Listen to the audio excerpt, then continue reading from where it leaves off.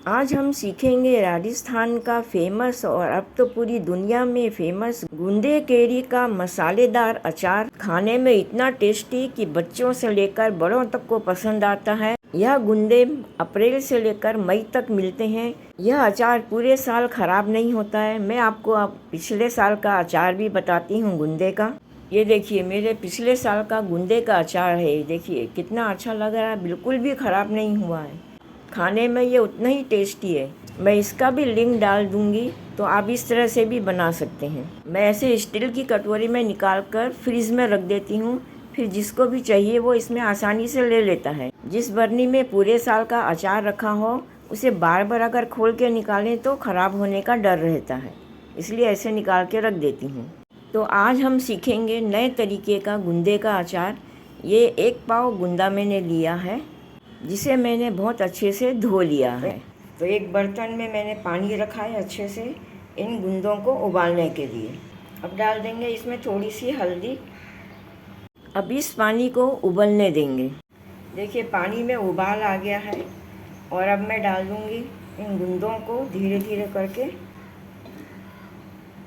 सारे गूंदों को डाल दिया है।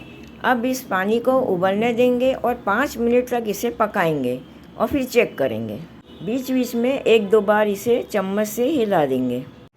गूंदे देखो उबल गए हैं और ये इनको दबा के देख लेना है। आधे दब रहे हों तो समझो कि हो गया है। देखो आधा दब रहा है। अगर ऐसे समझ नहीं पड़े तो किसी में ऐसे चक्कू से थोड़ा सा करके ये देखो कितनी इजीली कट जाता है ना। ये देखो अंदर चला गया आराम से। बस ऐसा ही इतना ही करना है और अब इन सबको निकाल लेते हैं। तो सारे गूंदों को मैंने निकाल दिया है। अब इसे सुखाएंगे। 2 छोटे चम्मच में सौंफ ले रही हूँ, इसे सेक लेंगे। तो इस चम्मच से मैंने नाप किया है, छोटा चम्मच है। तो इसे थोड़ा सा हल्का सा सेक लेंगे, एकदम थोड़ा अच्छा गर्म हो जाए, बस उतना ही सेकना है, ब्राउन ब्राउन नहीं करना है इसको। तो सौंफ सिक गई है और मैंने गैस बंद कर दिया। और ये 1/4 चम्मच मैंने कलौंजी ली है, प्याज के बीज। तो इसको भी साथ में गरम कर लेंगे, जिससे इसकी भी नमी निकल जाएगी। अब ये गूंदे सूख गए हैं तो इनका मैं केप निकाल दूंगी। केप निकाल देना है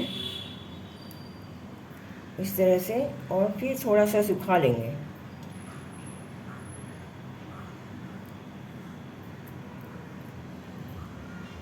इस तरह से इनकी टोपियाँ निकाल लेनी है और इनको सूखने को थोड़ा सा और डाल देना है, ताकि यहाँ का जो पानी होगा वो भी सूख जाएगा। तो इस सब के केप मैंने निकाल दिए हैं और अभी इन्हें 10-15 मिनट और सूखने देती हूँ पंखे की हवा में। तो ये लिया है मैंने कच्ची केरी। तो गूंदे में थोड़ी सी कच्ची केरी को घस के भी डालेंगे, जिससे खटाई अच्छी चढ़ जाएगी। तो मैं इसको पहले छील लेती हूँ और थोड़ा सा इसको ग्रेट कर लेती हूँ। छीलने के पहले इसे अच्छे से धो के पोंछ लेंगे। यह वज़न में 250 ग्राम से ज़्यादा है। अपने गूंदे 250 ग्राम हैं, इसलिए अपन केरी थोड़ी कम डालेंगे।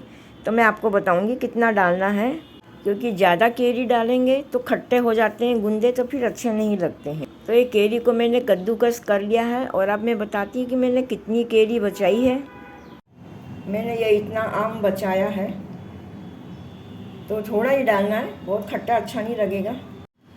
अगर पाव भर गूंदा है तो पाव से थोड़ा कम ही डालना है केरी को, 200 ग्राम जितना। अब मैं इस केरी को गूंदों के ऊपर डाल देती हूँ।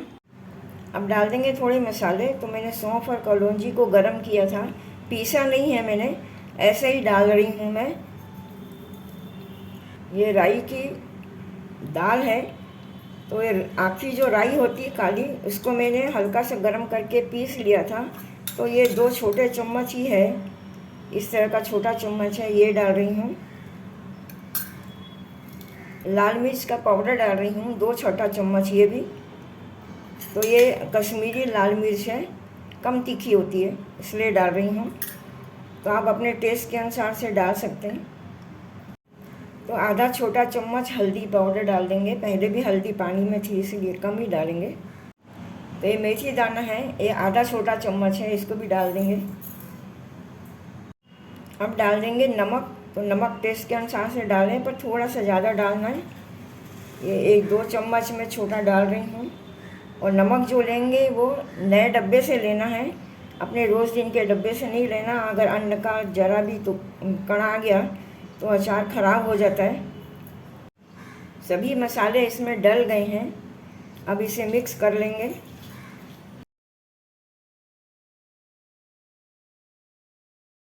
थोड़ा सा सरसों के तेल को मैंने गरम करके ठंडा कर लिया है।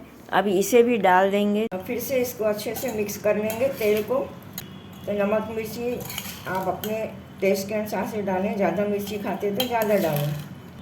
तो ये 2 दिन बाद तैयार होंगे, अभी नहीं होएगा। 2 दिन के बाद ये खाने लायक होएगा। अभी 1-2 दिन मैं इसी बर्तन में रखूँगी, फिर बाद में मैं कांच के बर्तन में इसको डाल दूँगी। तो थोड़ी सी हींग भी डालनी है, मैं उस समय बताना भूल गई थी। तो बहुत ही पिंच हींग डालेंगे। मेरी अब स्ट्रॉन्ग हींग है, इसलिए मैं बहुत कम डाल रही हूँ। और इसे फिर से मिक्स कर लेंगे। तो कितनी सरलता से बन गया है गूंदे का अचार, देखिए। अब इसे ढककर रख देंगे और 2 दिन तक इसको रोज़ सवेरे शाम हिलाएंगे और 2 दिन के बाद इसको चेक करेंगे। तो बनकर तैयार हो गया है मेरा गूंदे का अचार। 2 दिन के बाद मैं दिखा रही हूँ आपको। 2 दिन मैंने इसको बर्तन में रखा था, उसी में रोज़ सवेरे शाम मैं हिलाती रहती थी। यह अचार खाने के लिए तैयार हो गया है, अभी इसे खा सकते हैं। तो देख रहे हैं ना कितना अच्छा लग रहा है अचार गूंदे का। देखते ही खाने की इच्छा हो रही होगी ना। तो इस गूंदे को मैंने अभी पूरे साल वाला नहीं बनाया है, ऐसे खाने के लिए बनाया है मैंने।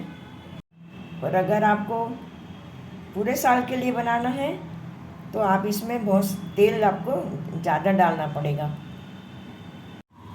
आप बर्नी में भर लें इसको और फिर ऊपर से तेल गरम करके डाल दें, तो ये पूरे साल टिकेगा। और बर्नी के भरने के बाद में इसके ऊपर में कपड़ा लगा दी। वैसे मैंने पहले वीडियो बनाया है इसका, तो मैं उसका लिंक डाल दूँगी, तो आप देख लेना कि कैसे करना है पूरे साल रखने के लिए। वैसे मैं पिछले साल का आपको अचार बताऊँगी। पिछले साल मैंने बनाया था गूंदे का, वो आप मैं दिखाती हूँ आपको। तो ये तो है ताज़ा वाला गूंदे का अचार। बस बनाए और खाओ, या फिर साल भर के लिए रखना है तो तेल डाल दो ज़्यादा और पूरे साल रखो। मसाला आप अपने तरीके से डाल दें, मिर्च वगैरह तो ज़्यादा खाते हैं तो ज़्यादा डालें।